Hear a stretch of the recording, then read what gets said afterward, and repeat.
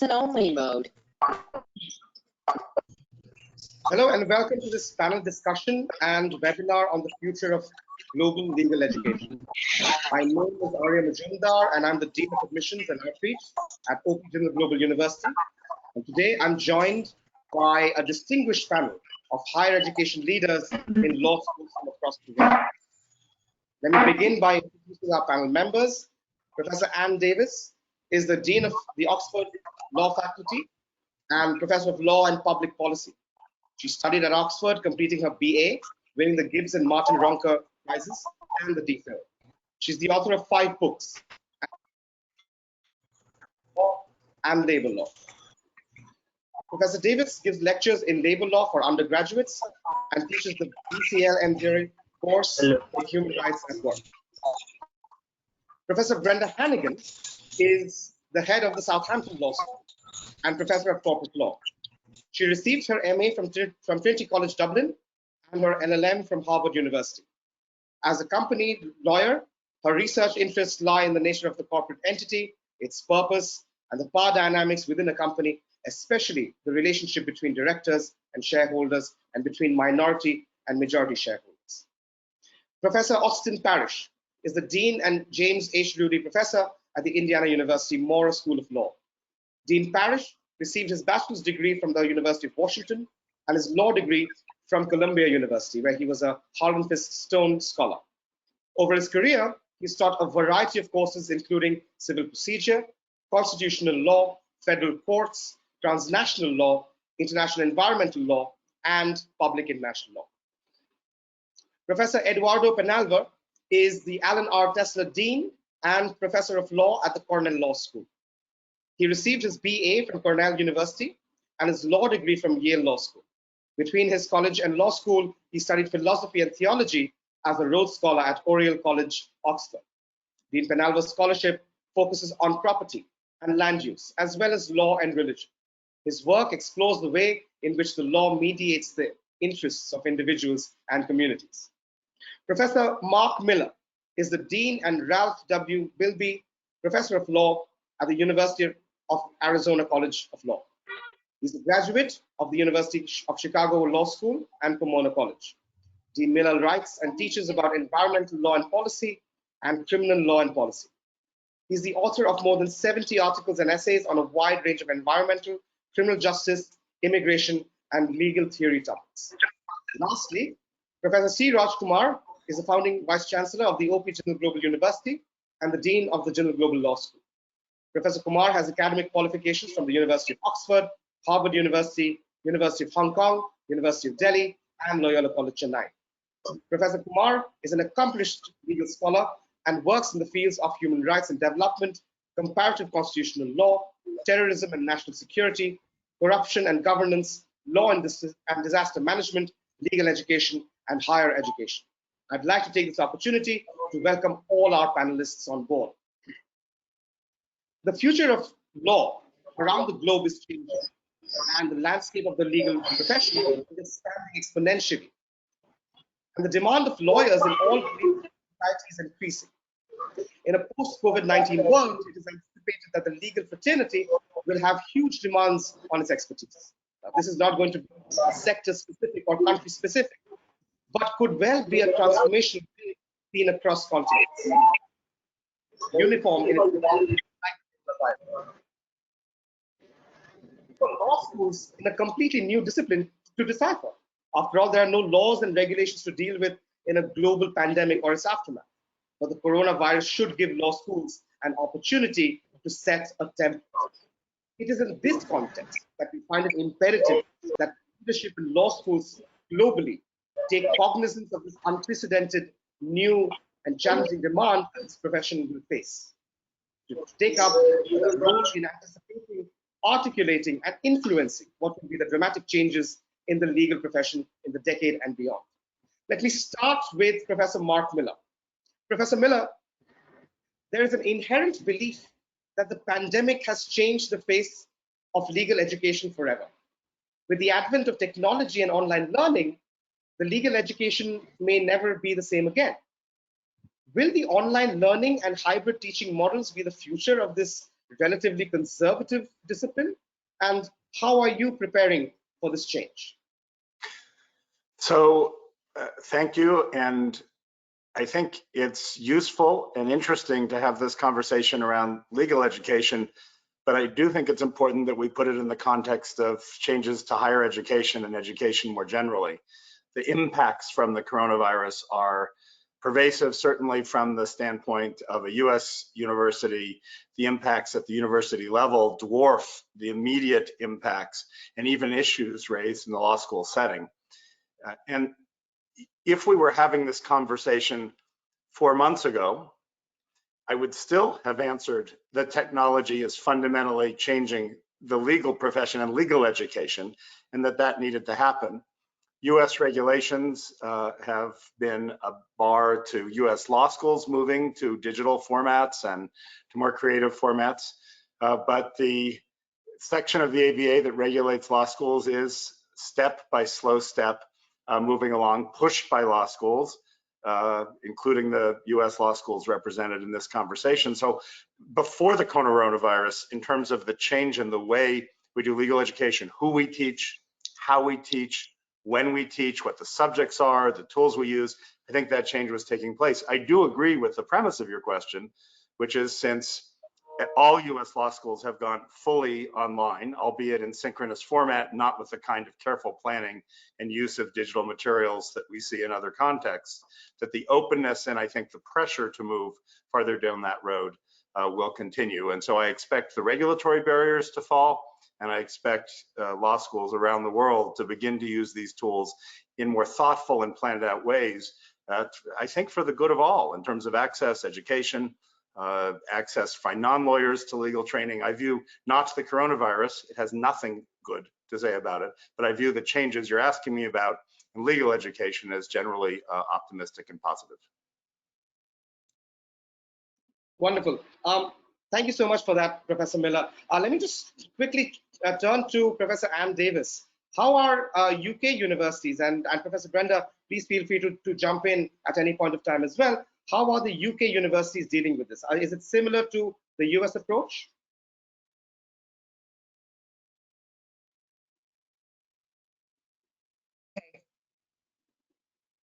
Can you hear me okay? Yes. Thank you. Sorry, there was a mute button showing up. So I can't speak for all UK universities, and obviously Brenda will speak for herself. I mean, obviously in Oxford, the immediate challenge has been to move our teaching and examining online for the upcoming term. That has been a challenge, but an enjoyable one, like all challenges. And obviously, there are going to be some long-term lessons that we will learn from that. I think it's a little bit early to say what those are going to be. And I think it's also important not to sort of try and draw a big contrast between online and in person. One's better, one's worse. I think they're just different and doing different things. And I think there's lots of scope for hybrid models in the future. So I'm looking forward to seeing what new opportunities this creates for us. And I think, you know, the particularly exciting and obvious one is the possibility of bringing some aspects of an Oxford education to a wider audience around the world without people necessarily having to come to Oxford to get it.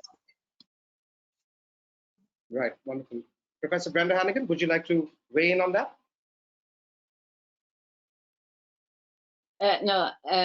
Yeah, I think it's been obviously a very rapid transition. We've only been in lockdown for a month, so it has been quite challenging to move an entire law school and university online in that time. And as Anne said, we're just starting a new term, so the initial challenge is teaching, but very shortly the main challenge will be assessment that we would normally be expecting to examine in May, and I think that's one of the areas where it's quite likely to lead to lasting change once we have assessed entire cohorts online this summer. That's likely to be something that we might persist with in the future. But I think going back to what Marc said earlier, that yes, we have these immediate challenges presented by COVID-19.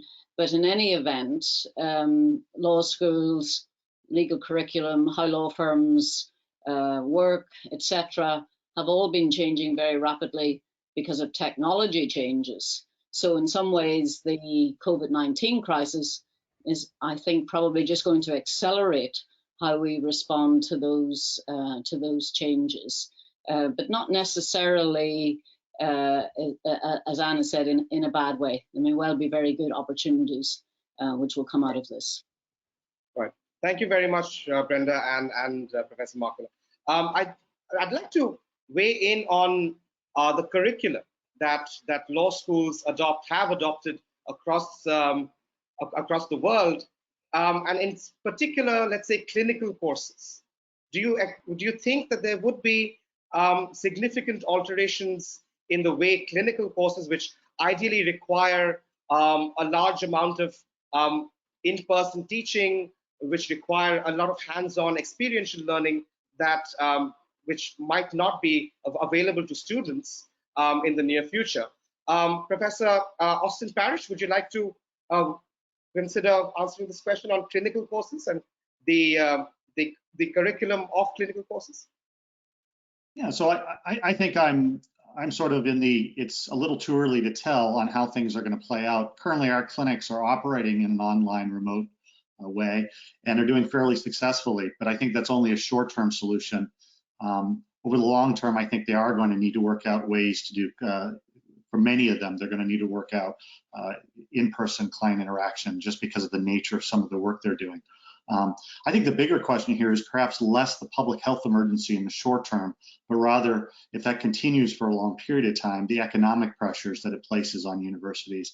And I think those economic pressures that are placed both on law schools, universities, and law firms, those could be more fundamentally altering depending on how long the pandemic goes for. I'm cautiously optimistic that once we get past a certain period of time, I think there's going to be a demand, at least in the clinical space, for us to return to in-person as much as possible because of the benefits of in-person there, even though it may well be that this immediate need to go online has made faculty in a range of areas more comfortable with remote teaching, and therefore I suspect we may see more hybrid approaches, as Anne was saying, being as useful tools for being able to reach clients and teach. But I suspect in the clinical mode, most of it is going to occur in person if that becomes possible. Right. Well, thank you very much, Professor Parrish. It's significant that you mentioned the economic pressures that universities and law schools and higher education in general will be facing, or hopefully will not be facing, if this were to continue. Are there any significant alterations that leadership at the top law schools are anticipating right now? Let me ask this question to Professor Eduardo to begin with, and then we can open it up to the remainder of the panel. So, are there any significant alterations that we're anticipating in the discipline of law in itself? Well, I agree with Austen. I think that, for us, the biggest challenge is the short-term financial challenge, caused by the uncertainty about enrollments in the fall, our ability to have in-person classes in the fall. We haven't made any decisions about how we're going to restart, and that's subject of active discussion right now. And so the range of possibilities is pretty broad, and the financial consequences of that are, range from mild to extreme, but they're all short term. So, I see the challenges as really transient in that sense, and the challenge for us is to kind of get through it with as little structural damage as possible, and to come out on the other side as strong as we can be. And so it's very different than the financial crisis 10 years ago, where, I think it sort of called into question some of the basic assumptions of legal education, at least the aftermath of it did.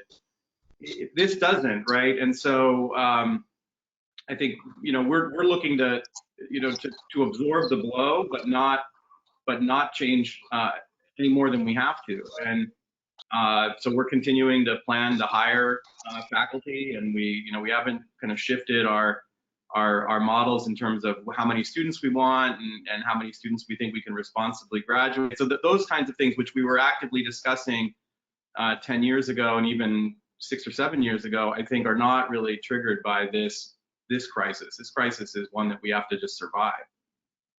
Right. And I understand that it's more of a short-term survival question rather than a long-term. That's how I see it. I mean, it's 12 to 18 months. Let's get through it. Right. Well, we're all going to be very hopeful, and let's hope that we do all get through this in the next 12 to 18 months. This is a question open-ended, of course, for the entire panel, and a number of you have been talking about. We've been talking about the economic pressures in terms of student recruitment and the financial position of the universities. Have you made any changes to the admissions process this year to overcome these economic pressures? Professor C. Rajkumar, let me start with you and then perhaps go on to others. Well, first of all, I think there is clearly a fair amount of uncertainty surrounding the entire process, particularly in India. For example, the Indian law schools admit students on the basis of entrance examinations, and most of the entrance examinations have been put at a standstill situation. So from that standpoint, there is some degree of uncertainty, but I do share many views expressed by the panelists here today, because I think it's also important for us to recognize that there is going to be a lot of resilience for us to overcome this crisis. While we will overcome this crisis, it is also important for us to recognize that there is going to be more and more acceptance of some of the things that we are already doing in relation to respond to this crisis. For example, I think, at least from our standpoint, we never thought we will begin with an online master's degree in law program. For at least the last decade of our existence, we were just reluctant to do that. And now we realized that there is enough number of interested people around the country and beyond who might be able to pursue such a program. So there will be certain elements of legal education which will go through a tectonic shift that will be triggered because of the crisis. But I do believe that a lot of the fundamental things that we are doing in law schools will remain, and that is the question of what is going to happen for the next 18 to 24 months. Before we began this panel, we talked about the hopefulness in which many of us are living, in the sense that when I look at Anne Davies, who's the Dean of the Law Faculty at Oxford, we are hopeful that the Oxford scientists will come up with the vaccine at the early so that we can overcome this situation. Thank you very much, Professor Raj. I'd like to ask the same question now that you've mentioned Oxford. I'd like to ask the same question to Professor Anne Davies. And we already have a couple of questions from our users, from our audience on shifting to the UK and taking up higher studies there. Have there been any changes in the student recruitment process for Oxford?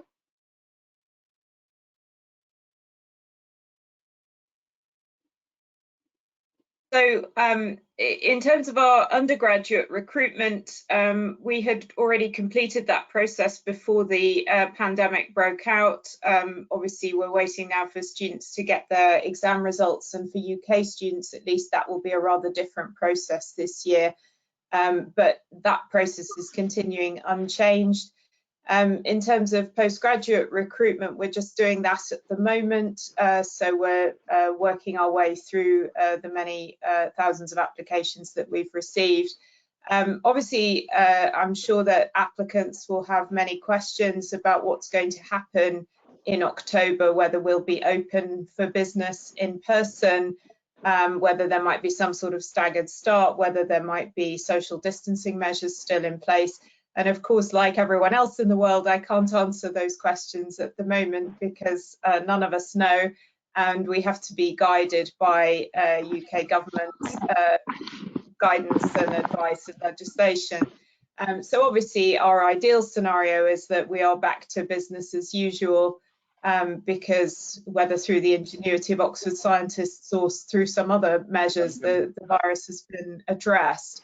But of course, nobody knows what's going to happen. The message at the moment is that what we intend to do is provide an outstanding Oxford education to anyone who accepts a place with us, whether that's going to be in person or online for some of the year, or even in the worst case scenario online for the whole of the year. We're thinking through all of those options and thinking about how we can do what we do online and continue until such time as we can get people back in Oxford in person. Right. Thank you very much for that, Professor Davies. So we've moved from the immediate reaction that law schools have had around the world. We've talked about what changes, if any, they're doing to their admissions process. I now want to move on to a very topical and current and contemporary issue that, or set of issues that are currently around the world. Now, it is expected that in a post-COVID world, the demand for lawyers will be more to provide legal solutions to the healthcare system, perhaps human rights issues, insurance markets, workplace laws, property laws, and so on and so forth. Similarly, there have been cases of Zoom bombing and fake news and cyber frauds, which we will only see more of as we go along. These would create more interest in, for example, public health law, cyber law, privacy data laws, amongst others. Now, I'd like to ask of Professor Marc Miller again, how do we readjust, or how do we provide the necessary tools or skills to lawyers who might be interested in solving these kind of problems that are cropping up more and more as we go along? Professor Marc? Sure. So I'd like to answer that by transitioning from the last set of topics we talked about, because here I think I may disagree with the other panelists. I see this as a world historical event. I don't think we will return to the normal. Even I share what everyone has said about admissions in the fall. We're wrestling with the same issues. The University of Arizona has announced that it intends at least to run in parallel live, and believes at this point we have the science to do it, subject to external constraints. But in terms of what we will teach and the demand, all the topics that were just framed, cybersecurity, privacy, the demand for advice in health and health systems, have been major growth areas, again, well preceding this. We found our students who do even fairly modest work in cybersecurity or privacy law have on the market. That has resonated broadly, both in private and public employment. But I think not only will this vast set of issues be highlighted by the coronavirus, but the need for professional education, the need for training in non-lawyers on some of these issues by legal institutions, sort of the demand for and interest in these things will extend way beyond our traditional LLB or JD students, or even our master students. Raj mentioned the movement at Jindal towards more online in the master space. Again, that's training, if it's a LLM of lawyers. We're finding a massive increase in demand pre-coronavirus for training in health fields, for example, by non-lawyers. And I think that will dramatically increase, since we all function in highly regulated and legalized countries and systems. And part of what comes out of coronavirus will be more regulation and complexity, international, domestic, local, and so forth. Professor Marc, I'm glad you raised the issue of international complexity, and we'll come back to that in a bit. But I'd like to take Professor Brenda's take on this in terms of, you've been working with company law for a number of years, and there seems to be considerable demands from large corporates across the world. I know of a few of them in India, and of course in the US, where a certain section of people are looking for these various lockdowns to open up. Now, in terms of advising these companies in terms of their responsibilities, are we equipping our students well enough to deal with these challenges of social responsibility, perhaps even in terms of insurance law and cybersecurity? Well, I think I think Marc's point a moment ago about how we're all working in regulatory environments. I think the crisis will, when the immediate health crisis subsides, it will have identified the extent to which practically every step that society has wanted to take at the moment has had to be driven by a legal framework. You know, can you test these unknown vaccines on individuals immediately? Can you overcome regulatory constraints on who can produce ventilators, etc.? And in the corporate sphere, what you see at the moment, you see some businesses like Amazon being under a lot of pressure, for example, in France, where there's been a societal concern that these businesses are not treating their employees in a way that's consistent with a regard for their safety and well-being. You also see other businesses, for example, some of the high-end luxury businesses have rushed to shift from, say, producing perfume to producing hand sanitizer, from producing, you know, ludicrously expensive clothes to producing face masks and so on, because they sense that there had been in any event, but there is an increasing focus on what is the purpose of these corporations. You see some countries like Denmark, for example, are refusing to give state aid to businesses which have seen fit to base themselves in tax havens and not contribute to the Danish exchequer. So I think you're going to see quite a focus as we return to some version of a new world economy, which will expect more from companies in terms of social responsibility. To return to the question of how this impacts on legal education, well, I suspect all of us would say that any of these issues would be reflected in our curriculum in any event, because we expect our curriculum to be up to date, to be addressing current issues, to be, for example, focusing on very significant human rights and ethical questions, such as the provision of medical care to people in need.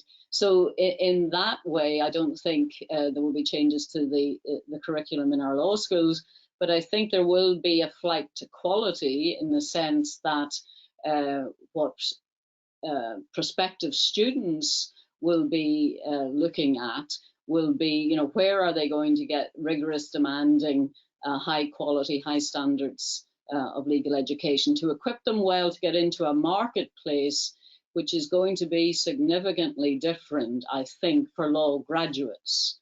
We mentioned in passing there about the global economy, but I think, for example, we see law firms, even very significant international law firms, facing significant challenges now, economic challenges. So how they ride them out will be interesting.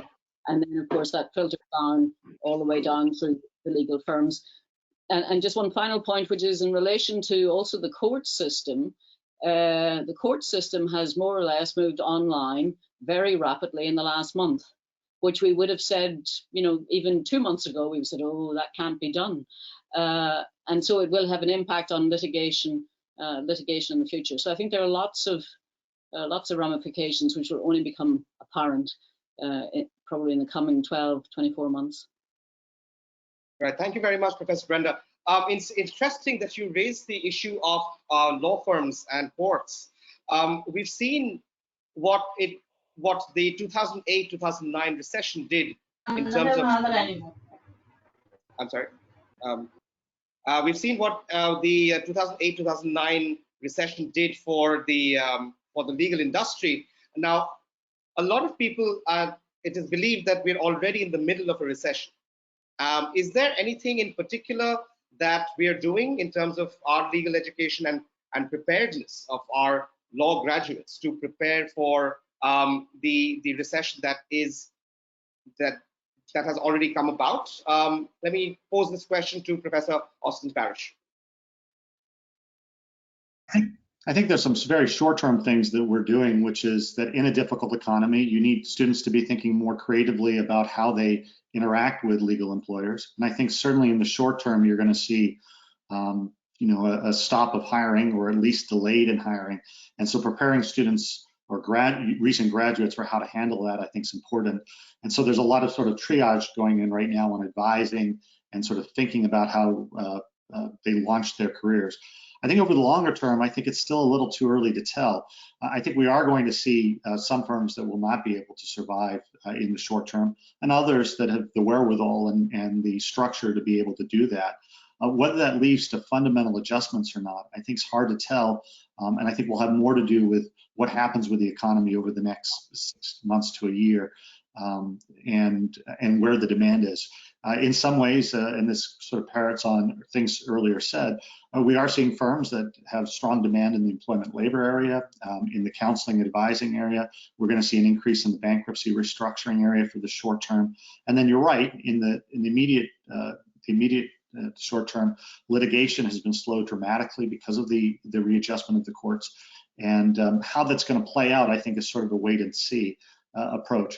For the longer term, I think it's probably things that most of the deans on this panel are already doing, which is that I think you're going to continue to see greater emphasis not just on the substantive areas of law, but on understanding how the legal profession develops and how careers are made over a longer period of time. And I think that will have a global aspect to it. I don't think that's necessarily created by the COVID crisis or created by the economic crisis that may come from the pandemic.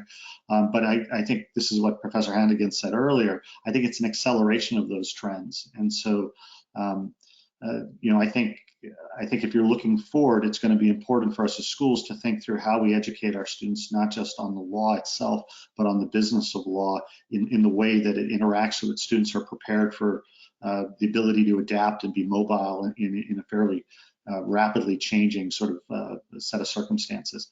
But I think we've got to be a little careful that it's still early to tell what the implications of this are. People are having difficulty predicting even when we're going to be out of the pandemic mode. And I think the time that takes could fundamentally alter what the projections are going forward. Is this a 6-month problem? Is this an 18-month problem? Is it a couple-month problem? That's going to radically change, I think, the impact on the employment scenarios that are available for our students and for the change in the legal market more broadly. Right. Well, thank you very much, Professor Parrish. I'd now like to move on to perhaps the last sort of broad theme of our panel discussion, which is the internationalization and globalization of education. Now, this has been a very significant part of a holistic education experience, not just at the Jindal Global University, but for all of our partners across the world, including law schools that are being represented on this panel. However, there will continue to be, at least we expect, there will be continuing travel bans that will severely affect student mobility over the next 12 to 18 months. Now, what I'd like to ask the panel is this, that are there ways in which we could still create a culture of globalization and internationalization in terms of legal education across the world without having to physically mobilize students to move from one country to another? Let me start with Professor Anne Davies, and then we'll go on to other panel members.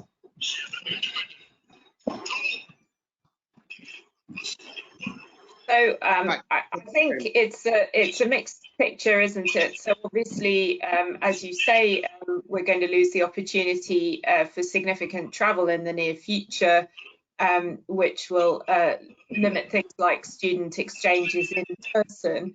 But on the other hand, what this webinar illustrates is that using technology, you can get people together from all corners of the globe and get them having a conversation.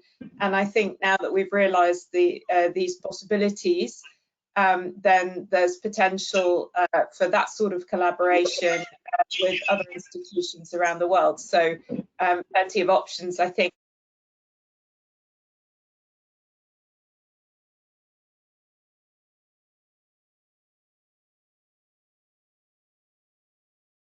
Thank you. So plenty of opportunities, I think, for students to hear maybe from fellow students and from professors in other universities that they might not have been able to come into contact with quite so easily in normal times because of the ability to just get people up on the screen and have a seminar. So I think it's it's different, but there are some potential good things as well as bad things out of that aspect of the crisis. Well, thank you very much, Professor Davies. So, Professor Penalva, as Cornell Law School, one of our many university partners, how do you see student mobility, particularly in the United States, getting along in the next 12 to 18 months?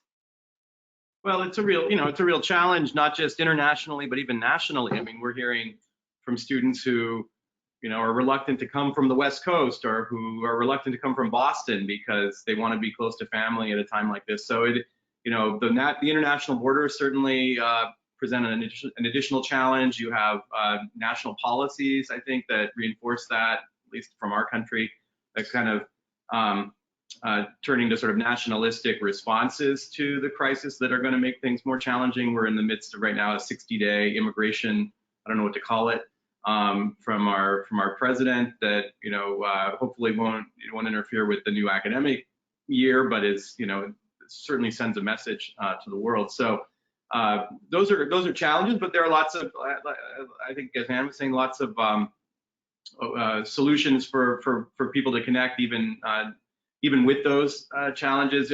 Before all this happened, we were having joint clinical classes with Jindal, where we had students there and students here participating, working together on clinical projects that culminated in some travel. At some point, you wanted people to get in the same room, and I don't think that there's really a substitute for that. But there are certainly ways for us to be engaged with one another over great distances using this technology. And I think one of the things that this crisis has done is increase people's comfort with participating in a panel like this. Right, wonderful. So Professor C. Rajkumar, I'd like to ask you a very country-specific question. Now, Indian students, as well as I think students from China and other parts of the world, they would prefer going to, a large number of them prefer going to the United States, the United Kingdom for higher education, whether it's in the form of an entire degree or perhaps a student mobility program such as a semester exchange, short-term study abroad, etc. Now, with travel restrictions in place, how do you see aspiring Indian or Chinese students reacting to this travel advisory, particularly in the light of their higher education aspirations outside of their home countries? Yeah, well, this is a very major challenge, no doubt about it. I do believe that we all need to recognize the importance of student mobility and internationalization of higher education and how it has impacted quite positively legal education. Having said that, one of the things that law schools around the world and even universities are thinking as we speak is that to what extent we can, let's say, retain the character of internationalization in a world which is going to have lesser mobility, at least for the next 18 to 24 months.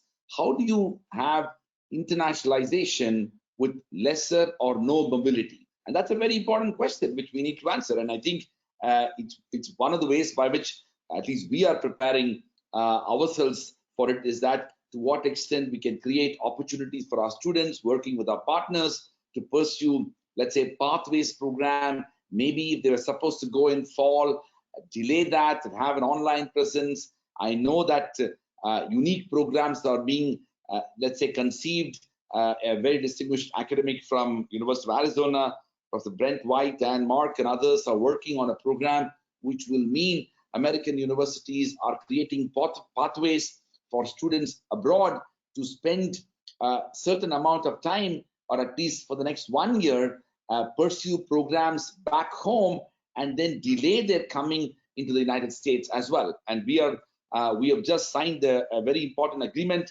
with the University of Arizona, which will enable us to host Arizona enrolled students at our campus. So there are innovative ways by which we can promote, let's say, the vision of internationalization in a world which is going to have lesser mobility. Having said that, I think it's equally important for us to be engaged as an international community. And as Anne mentioned and others mentioned in the panel too, these opportunities that we are creating for our students, for our faculty in the form of webinars and others should expand. And I think the connectedness that these things bring together with fair amount of reluctance in a pre-COVID world will become more and more common. I also want to mention that I think students in particular need to be told about the need for developing resilience even in the face of crisis. So one of the things I know for sure the graduating students, not just at Jindal, but also around the world, will be facing is that the jobs that they had or have been given may get delayed. Offers might be withdrawn or joining dates may be deferred.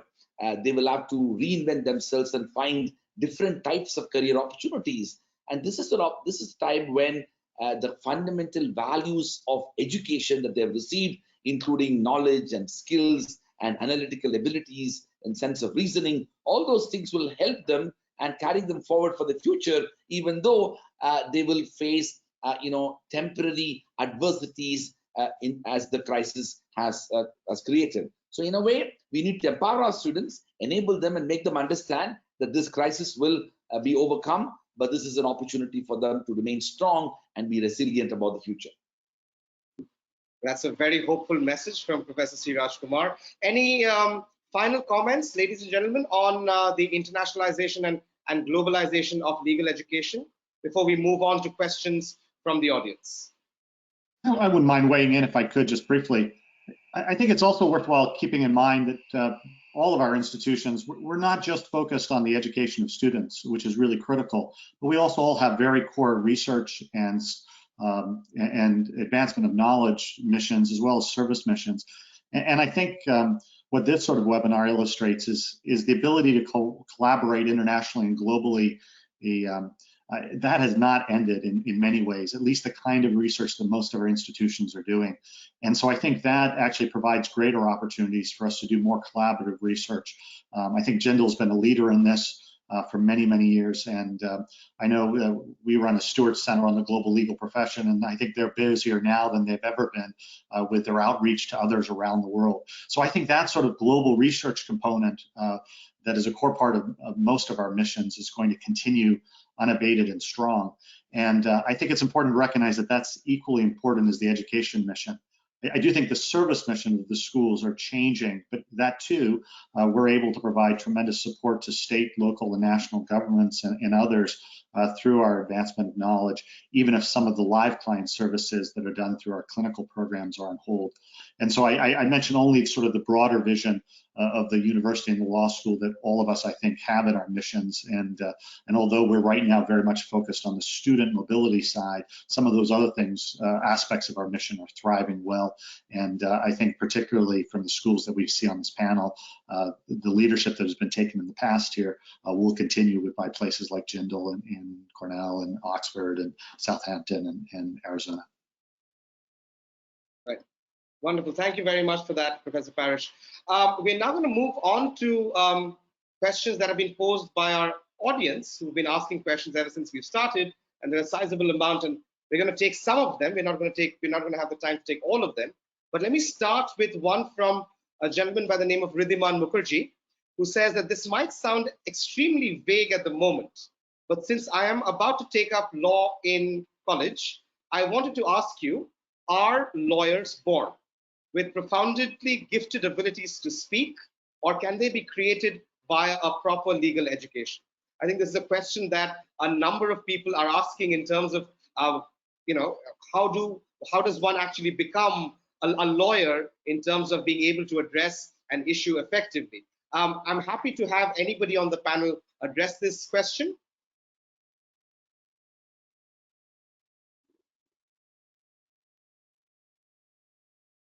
I'm happy to come in on this. I think none of us would think lawyers are born. I think we would all be of the view that if you come to law school with the requisites meeting the requisite entry requirements, and you bring intellectual curiosity, drive, and determination, then you can be a very successful lawyer. Wonderful. I think that's the sentiment of the entire panel here, given the number of nods and smiles all around. But so that's general advice for a budding lawyer who's listening in right now. Well, I would just add to that there are so many. There's a stereotype of a lawyer. I think when I was 7 years old, the pediatrician said that I was bound to be a lawyer because I was so argumentative. But the range of skills required to be a successful lawyer are very broad, and there are so many ways to practice law that don't involve having a silver tongue. There's a lot of research and analytic thinking involved that can be done by someone in a back office and who never really wants to engage in a courtroom or directly with clients. And I mean, there are just many ways to excel as a lawyer, and many different kinds of skills that can produce a successful lawyer. So you're not born a lawyer, but obviously people have different aptitudes, and some skills are more amenable to teaching than others. But I don't think there's any one type, and certainly not the stereotype of the lawyer that many people bring to law school. So I would just encourage you, if you're a little introverted or not really great at public speaking, to think that there may be other ways to practice law, or you can try to learn to overcome those limitations. But there's a lot of room to grow, and law schools play a part of that. But it's really a personal journey as well. Right. I just want to weigh in on this, Arya, because it's a very important question. I know a lot of students across who are listening, but also others may be asking this question because, listen, I think for many of us in the panel, but also faculty members, we decided to study law because we believed that there is a deeper sense of protecting the rule of law and to have a sense of contributing to justice.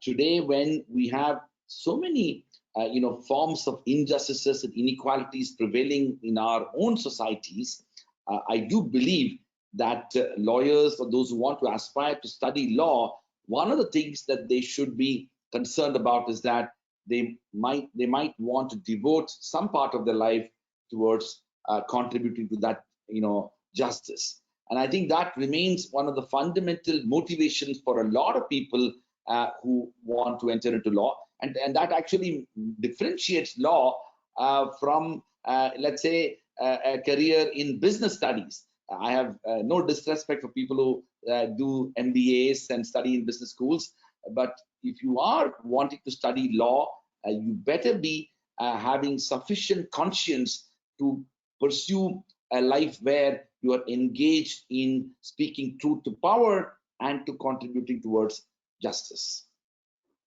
Wonderful. Thank you very much, Raj.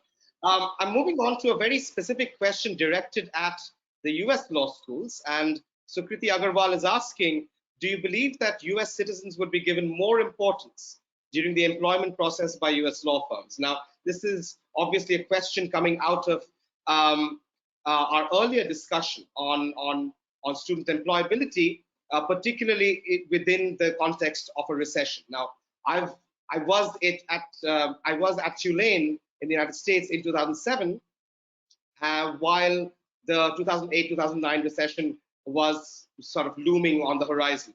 Could I ask either Professor Marc Miller or Professor Austen Parrish or Professor Eduardo Penalva to address this question? Would you believe that US citizens would be given preference over non-US citizens in terms of employability by US law firms? So I'll jump in quickly on that. I'm sure we'd all have comments. There's really at least two and maybe more dimensions to that question. And one, it has to do with US immigration law. So for non-citizens, the barriers to getting an H-1B or other status that allows them to work in the US have gone up. And so if we can assume for the moment you're talking about someone who has an immigration status that allows them to work, then it will turn enormously on what the private firms are looking for. And if we're right that certain global legal demands go up, it may be that someone with dual training could see an advantage. But for a lot of US firms, it depends on what sort of work they do now. We found about 20 to 25% of our JD students at Arizona are non-US lawyers who've come to get the JD. So not LLMs, JDs.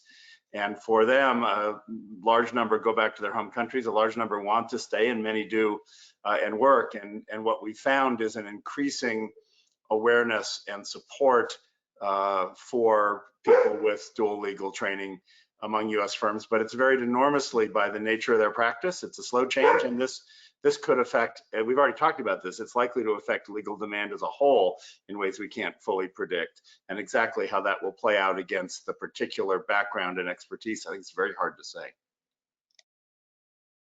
Right, Professor Eduardo, would you like to address this question as well? Yeah, I would agree with that. You know, about 20% of our JD class is international. Some of them are already permanent US residents, but many of them are not. And I've seen a diversity of comfort levels among employers with navigating the complexity of the immigration process for graduating lawyers. But the way I would generalize is that large firms, especially large global firms, are pretty comfortable with it. I don't think that they would really distinguish or between U.S. citizens and non-citizens. They have global offices. We've had situations where graduates, had a job offer, didn't get the H-1B, and then had to just start their career abroad, and then were able to get the visa the second time around and come back. So, and large global law firms can handle that without too much trouble. So. Large firms, by and large, have been, I think, comfortable with it. I think smaller firms are still kind of learning, so are somewhat less comfortable with it. But we haven't had, like with that 20% of our class, we haven't had significant job placement challenges. Right, thank you very much, Professor Penalver. I have a question from Krishna Dolny, which goes back to our earlier discussion on globalization of legal education.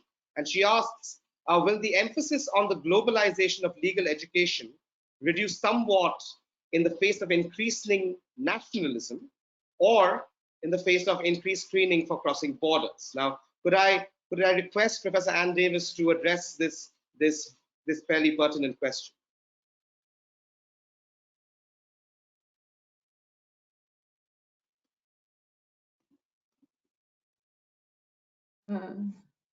Sorry, there's something very strange going on with the muting and unmuting here. I mean, I think from our point of view in Oxford, we see ourselves as a global law school, but we're also a preeminent English law school. And so for our undergraduate body in particular, we're looking to provide them with an excellent grounding in our national legal system, plus some opportunities to look at international law and comparative law and other subjects. And I don't see any plan to change that. Where we can really sort of let rip on more global emphasis is at the postgraduate level, where we have a wide variety of taught graduate courses with lots of different options, and obviously doctoral students pursuing a huge range of research projects, many of which are comparative and involve fieldwork in other jurisdictions and so on. I don't see any of that changing, really. I think the students are going to want to experience different cultures. I find it really hard to see how that could disadvantage anyone in any way, shape or form. You know, it brings lots of rich benefits, even from the point of view of getting a better understanding of your own system, because you've seen what someone else's system looks like. So I mean, I don't think that's going to be the case. I don't think there's going to be a sudden rise of nationalism in legal education. Of course, that may be a bit of optimism bias on my part, because I very sincerely hope that doesn't happen, but I genuinely don't think it's going to.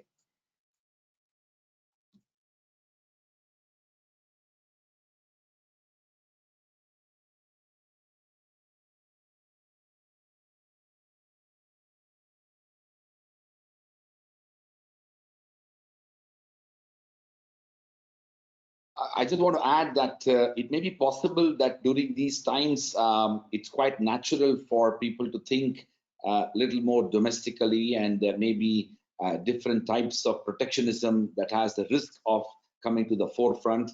We have seen that happening, although I must say that if there is one constituency in the world which is resisting that type of petty nationalism, is actually the universities and law schools. Universities are fundamentally, committed to the ideas of global engagement and knowledge sharing and partnership and collaborative endeavors across, borders, and they're benefited richly by that, collaborative engagement. So while policies relating to immigration and other types of jobs and things like that will constantly pose threats to make institutions look inward, I do believe that the inherent ability of universities to resist these notions of pettiness and petty nationalism and misplaced myopic ideas will once again make institutions, universities and law schools provide leadership. And that's exactly what we need at this moment, because we will overcome the crisis that this disease has posed. But what we should not enter into is a situation where the mindset and the attitude and approach towards building a collaborative engagement that institutions have for a long time nurtured, that should not be compromised even during this time. Right. Thank you very much for that, Raj and Professor Davies. I have a question which goes back to our earlier discussion on student recruitment. One of our audience members, Mr. Nishit Desai, says that he secured admission in a prestigious US university to start his LLM starting this fall, and he's from India. He asks whether it makes sense to defer it to next year, considering the economy and the recession situation, which would exist when he graduates. Could I ask Professor Austen Parrish to take this question up, please? Sure. I think this is very much a personal decision as it relates to the person's own sort of career ambitions. I don't think delay is going to make much sense. It's hard, at least historically, to be able to predict when the market's going to come back and when things are going to change. And so it could well be that within a year, it's the best time to be entering the legal market.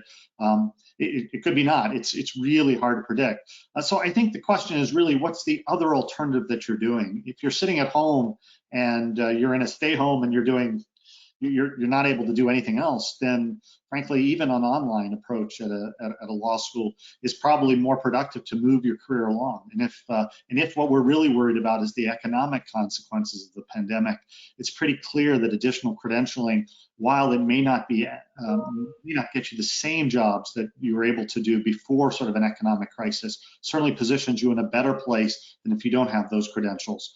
And so it's very clear in the last recession globally that people with graduate degrees and LLMs or JDs or LLBs were better positioned those that didn't have it. And I think that's certainly not going to change. So I think it's very much a personal decision as it relates to your own family and your own situation and your own financial situation. But putting those things aside, I think generally trying to time the market is really difficult. And so my suggestion is, unless there's a really good personal reason to delay, it's usually better to go forward, because at the end of the day, if there is difficult times, you're better off with a higher credential, all things being equal. Right. Thank you very much, Professor Austen Parrish. I have a lot of questions regarding the pathways in law, or the specializations that one may take up in law. One particular one that says that after the pandemic gets over, what would be the best job for a law graduate? A lawyer working in large firms or a lawyer specialized in cyber laws? To which the standard answer usually is that go where your heart takes you. But I'd like to ask Professor Brenda Hannigan this question as to what do you think would be the best option for a law graduate graduating in, let's say, 2020 or 2021, working in a large corporate firm or a lawyer that is specialized in cyber laws, perhaps? Well, I think we touched on this earlier in the sense that we mentioned about the wide variety of jobs which are available to lawyers. So, you know, it's not an either or. There will be a multitude of job opportunities for law graduates. You know, and whether you, so there are different pressures in very large firms. We can see very large international firms are under quite a lot of financial pressure at the moment. We've already heard that, of course, even before this situation, there was a huge demand for lawyers in cybersecurity and data protection, etc. So it comes back, I say, in part to what is your personal preference, but also what's your personal aptitude. And actually, it then comes down to who's hiring. And I think for the next 12 months, quite possibly there's not going to be a lot of hiring. But really, I think people should be driven by their ability and their interest rather than, you know, setting out abstractly to say, I think all the jobs are in cybersecurity, so that's what I'm going to do. You might find that that's not the area that you've got strength in. You might be much better as a lawyer in, I don't know, public international law. So look to your strengths and what your qualifications are, and then try to match that to the job market rather than abstractly thinking, I will go for a big firm because it's definitely better. I say the big firms currently face plenty of pressures. Right, thank you very much, Professor Brenda. I have a question that goes back to a point made earlier regarding research and law schools collaborating on research. In this day and age, when we're more connected than ever before, in terms of, you know, this panel being across 3 different countries, across 3 different continents, what can law schools do to promote more research collaborations? Let me start with Professor Marc Miller.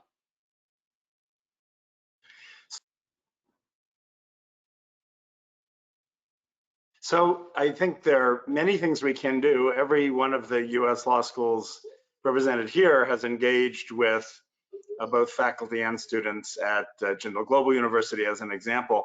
But one of the fundamental puzzles in creating faculty level research partnerships is you really have to find and build alignment in interest.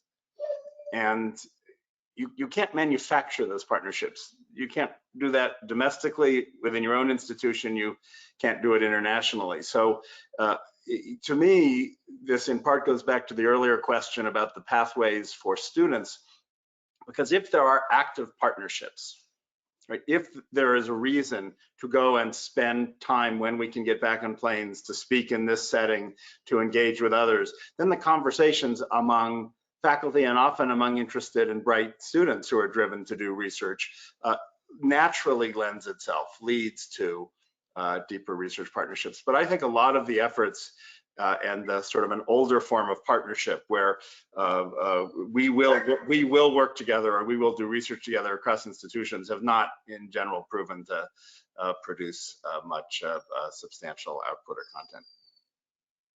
Thank you very much for that, Professor Miller. Professor Eduardo Penalva, would you like to weigh in on this question as to what can we do more in terms of our research collaborations?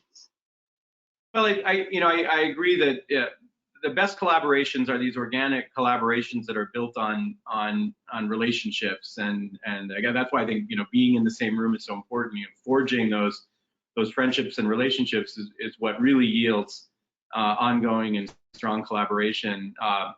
Whether that's domestic or international, right? I mean, it's important for us at Cornell Law School that we be in the building, that we be able to walk down the hall and see our colleagues, and we get a lot of collaboration out of those informal interactions. And I think the same thing is true with global collaboration.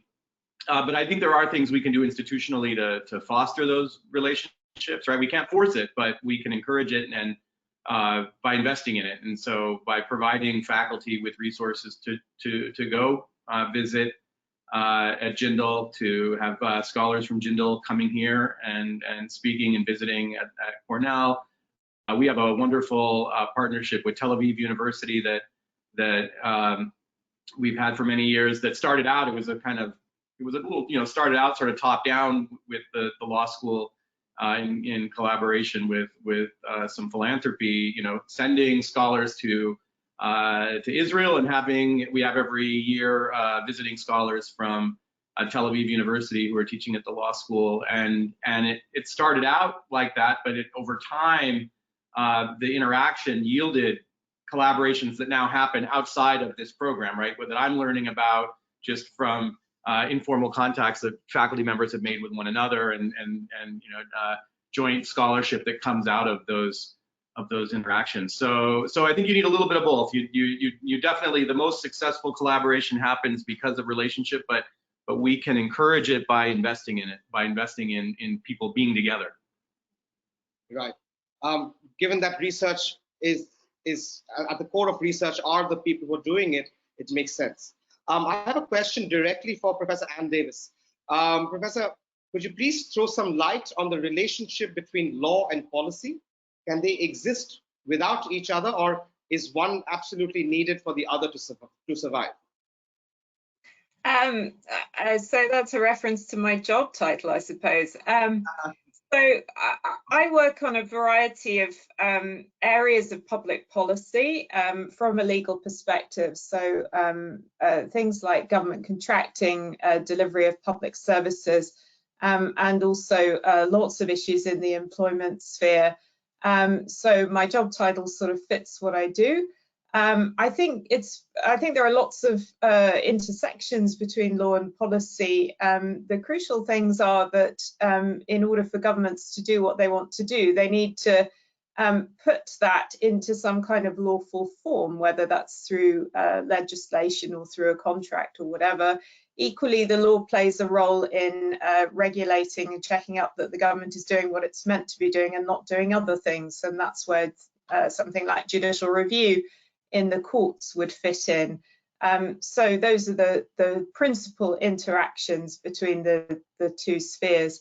For me, the interest lies in seeing what's going on the ground, things that are making a difference to people's lives, but seeing that through a legal lens. So that's the kind of scholarship that I find interesting and rewarding. Right, thank you very much. We've got a number of questions that are asking about deferring their admissions to US universities and UK universities by a year. Any quick reactions on that? Let me ask Professor Parrish first. Again, I think it's hard to predict what's going to happen in the next couple of months. And so I think many of us will have more information in the next month or two as to whether we're in person with a hybrid approach, whether we're fully online. And I think there's a lot here that has nothing to do with the universities or the law schools, but has to do with the governments and their immigration policies and the travel restrictions.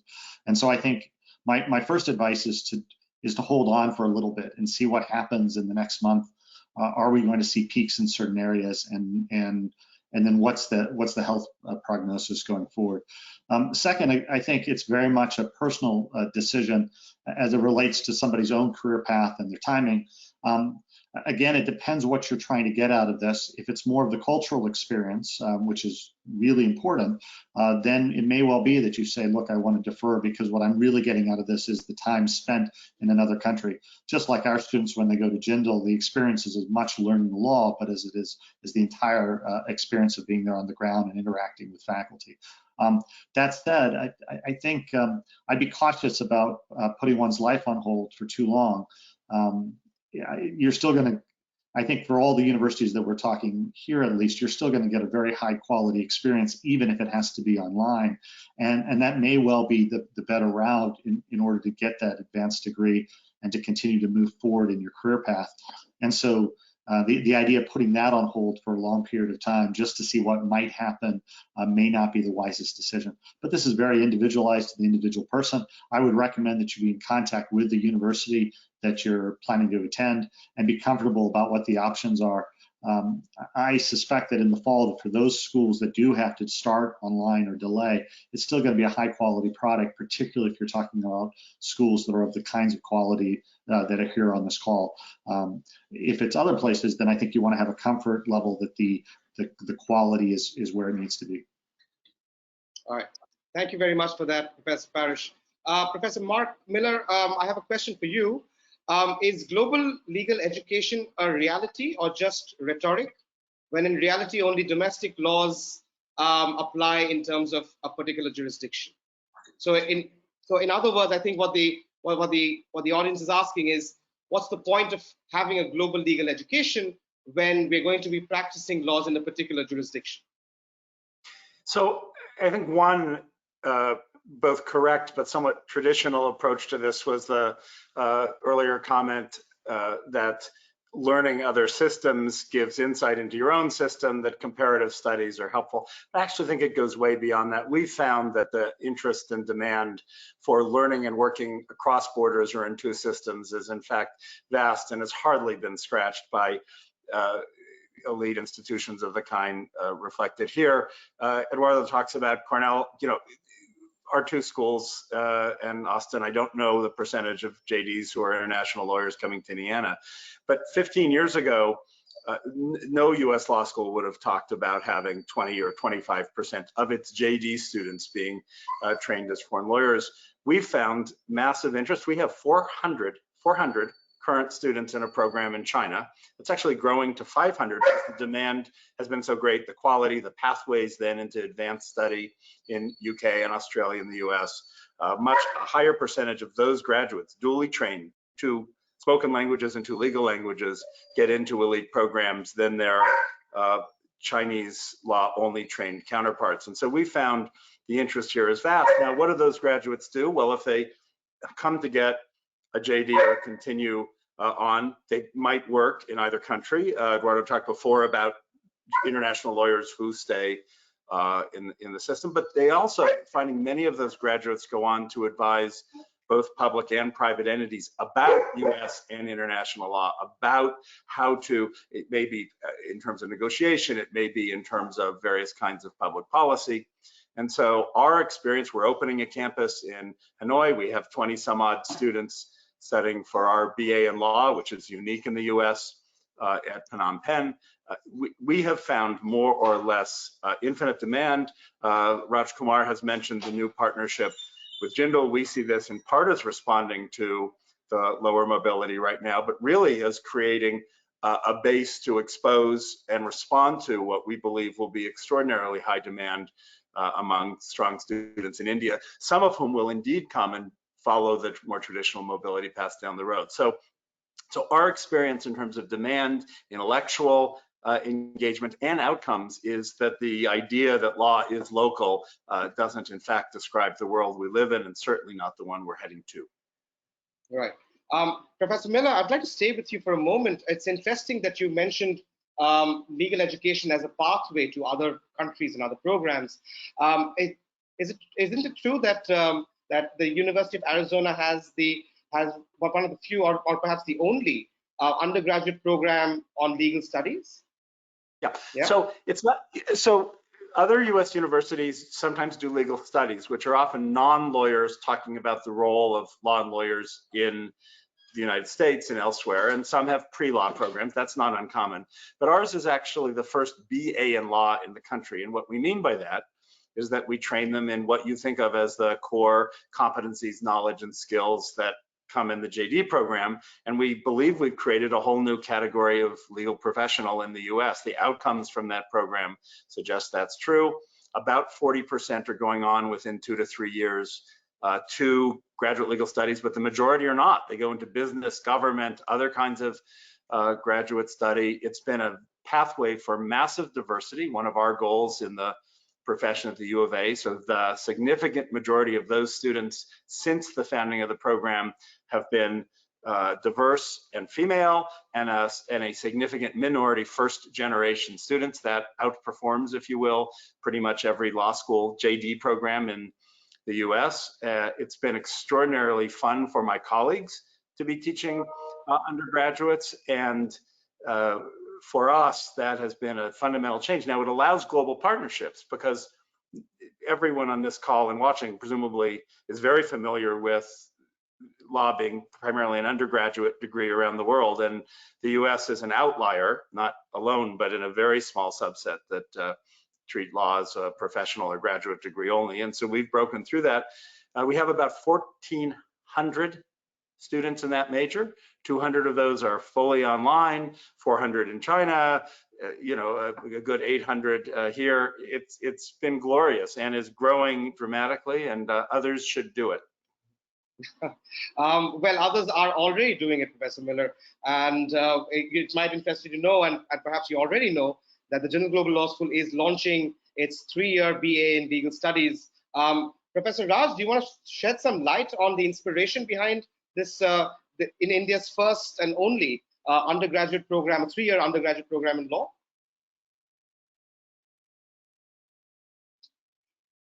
I think, there has been a very long and arduous debate in India about the idea of legal studies to be pursued after high school or should be doing in a graduate manner. UK has historically had undergraduate legal studies after high school, and US, of course, has its JD program for those students who have completed another degree. India traditionally had, a 3-year LLB, which we continue to have, and over 3 decades ago, we also began to have the 5-year integrated law program for high school students to enter into law. But both those programs primarily were looking at people who had pretty much decided that they were commitment to the legal profession, and what their has been. And the 5-year program in particular is the fact that there are no points. You make a choice just after high school, and you study for 5 years, and you pretty much, you have to pursue that. So we were deeply inspired by the University of Arizona's BA Legal Studies, and also having traveled across India, we felt that a lot of young people are thinking about studying law, but are not sure about the fact that they want to become a lawyer, that they probably might end up using the knowledge and skill sets that they learn in the study of law and can be transferred to many other professions and walks of life, including other pursuit of higher studies. So, and I personally, I've always believed that law is the new liberal arts, and law is the new humanities, and law is the new social sciences. And if it is the case, then there is a stronger argument to be made that we need to provide this opportunity for students who may want to study law as an undergraduate 3-year program. And if they do want to become a lawyer and enter into the legal profession with a stronger commitment, they can come back to doing the JD or the LLB in our own country. So that's the vision, and I'm grateful to Marc and the University of Arizona for making this happen for us. Wonderful, thanks, Raj. There's a direct question for Professor Penalver with regard to scholarship opportunities. And the question is, will the scholarship opportunities remain the same at the US universities in the post-corona world, especially for Cornell? So can you repeat the question? I'm not sure I understood. You cut out for just a second in the middle. Sorry, must be a technical mistake. So Professor Penalver, the question is, will scholarship opportunities remain the same at US universities in a post-corona world, especially Cornell? So by scholarship, I'm assuming you mean financial aid and not research. That's right, yeah. Yes, I would say that's right. Yeah, we're not, like I said, we're not making any real structural changes in response to the virus, so we're modeling things out about the same way, and our budgets looking forward are steady, and so yes, I would expect the same access to financial aid scholarships in all of our programs. If anything, a little bit of an increase. Thank you very much, Professor Penalva. Is that the same for Oxford and Southampton? Let's start with Professor Hannigan. Yes, at the minute to say we are still continuing on the basis that 2021 we will proceed as we had envisaged. But of course, as we've been saying throughout the call, we're only 1 month into this lockdown, and we've got to look at lots of issues as to how this is going to pan out. So at the moment, we're simply trying to get this term underway and get assessment and get this year's class of finalists graduated. But for the moment, yes, we're proceeding as before, but everything changes from month to month now. Right. I have another policy-related question, so that can only go to Professor Ann Davies. And Rohit Nair asks, how can a law graduate find a successful career in financial public policy making? I think one of the things to think about is whether you want to pursue any additional study as well as your law degree. And there are lots of interesting public policy programs around the world. In Oxford, we have a great Masters in Law and Finance, which many people get a great deal out of. It's a great course. So one thing to think about is whether you want to do some additional training.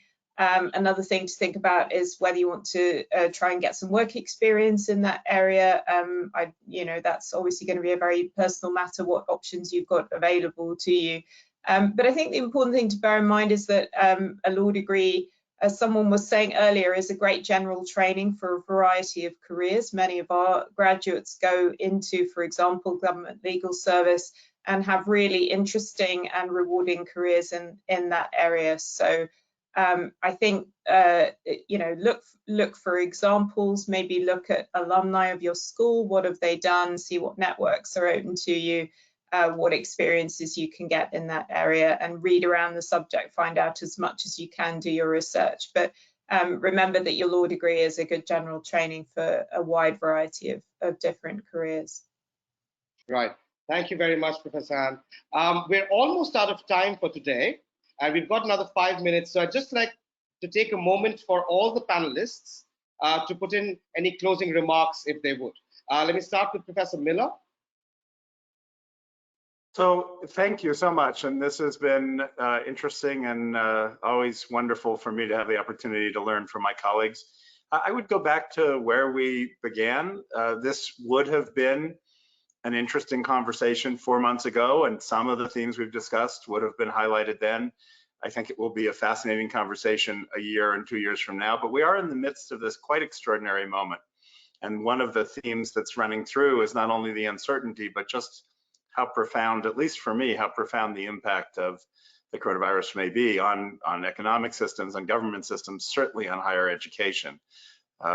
It's an interesting window to look through legal education, but the impacts are so dramatic at the university level that is dominating and shaping it right now. And I think we'll see the echoes and learning and evolution in law over actually a somewhat longer period of time. You've heard from all of us that we're admitting for the fall and largely staying within existing structures. I suspect that's true for other schools as well. So a very interesting moment to have this conversation, and I just want to say thank you for including me. Wonderful. Thank you very much, Professor Miller.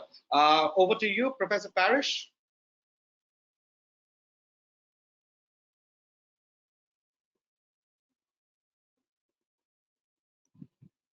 Let me echo the same as what Marc was saying there.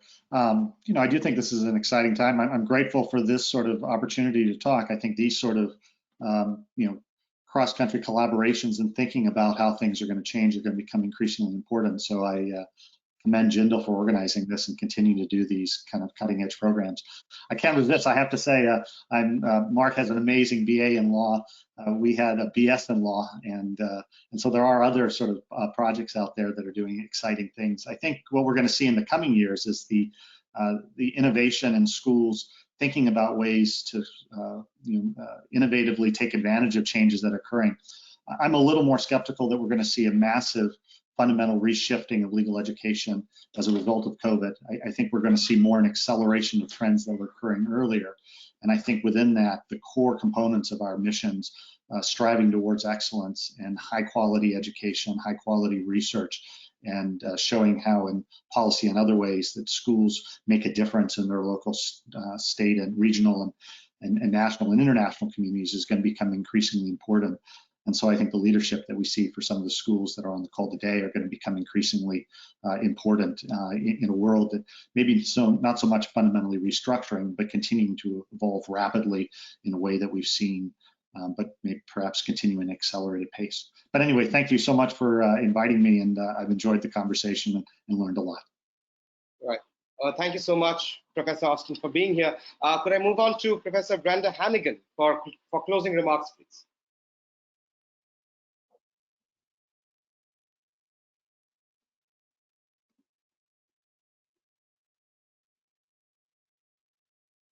Enjoyed this opportunity as well to engage with my colleagues, but also with our audience. I think I would just emphasize 2 points. One really is about this getting away from this idea that law is domestic. I think that has been the biggest change in the last 10 or 15 years, that law has actually ceased to be domestic in many ways because of the movement of people. When you think about it, there's a lot of travel. It's not just business travel. There's a lot of movement of people to live in different countries. There's a lot of international commerce. Consumers now expect to buy goods from China and have them delivered tomorrow morning, etc., etc. So national boundaries and law as a national jurisdiction becomes less critical every day. So I would encourage everybody in our audience in particular to remain international in outlook. The other theme that has come about has been whether or not people should defer their studies. I think we are all going to be in various stages of lockdown for quite some time to come. So this is the time, actually, particularly for young students, to be thinking about how they can use the time productively. And one of the most productive things you can do is, of course, to continue to develop your CV and continue to seek out education opportunities.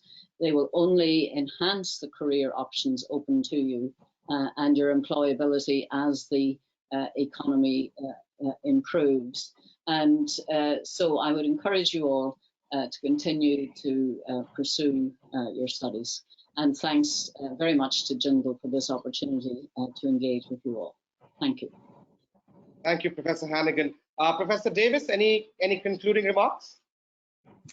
Yeah, just a couple of small points. So very much along the lines of what others have said. I mean, the Faculty of Law at the University of Oxford is very much open for business. It might look a little bit different at the moment, but we're still doing our thing, and we're still looking to provide an outstanding legal education, and also to make a contribution through our research to the problems of coronavirus and to the other problems that the world faces. So we are going to keep doing that, even in these very different and extraordinary circumstances.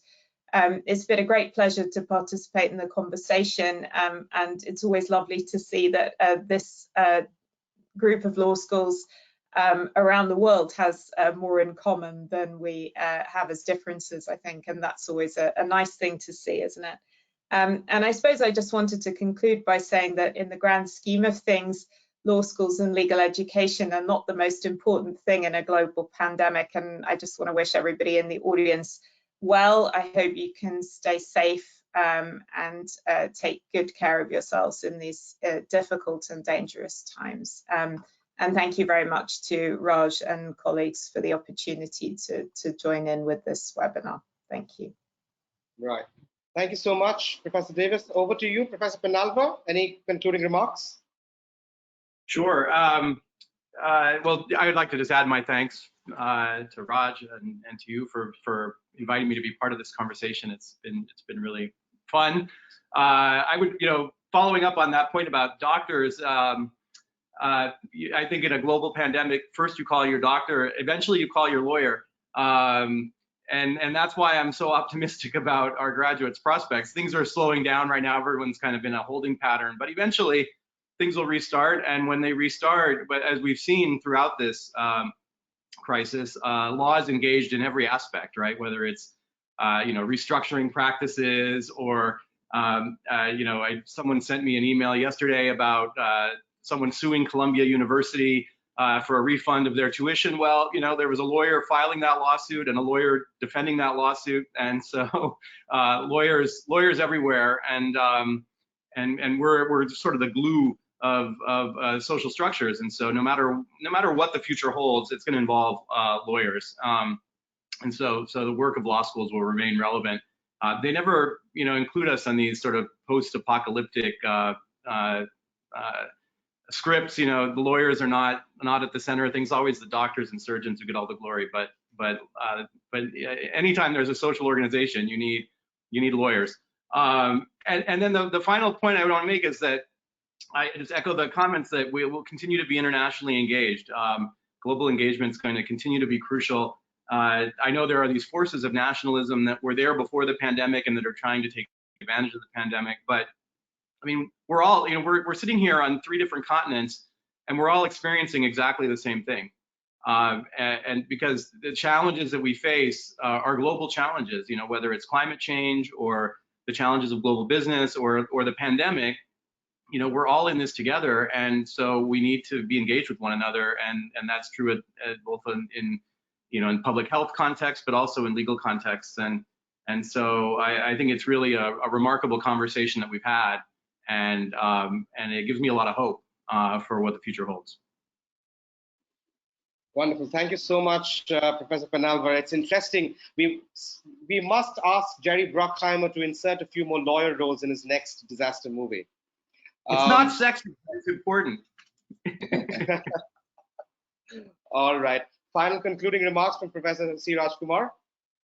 Well, let me first say that how delighted I am and all of us are to be part of this wonderful panel, because all the 5 deans who are present here are very close to our institution, and we have deep admiration and personally received tremendous inspiration, starting with Oxford, which is my alma mater, and of course friends across Sital Kalantri at Cornell Law School, and of course Dean Penalver, Austen and Jay Krishnan at Indiana, Marc Miller and Brent White at Arizona, and of course Brenda and Southampton, which is also a partner. So in a way, I'm extremely hopeful of the possibility of both institutional partnerships raising to this occasion when we have similar challenges to address. One of the things that all of us have learned during this experience is that even simply sharing of experiences makes us understand how all of us are dealing with these issues in a very interesting manner.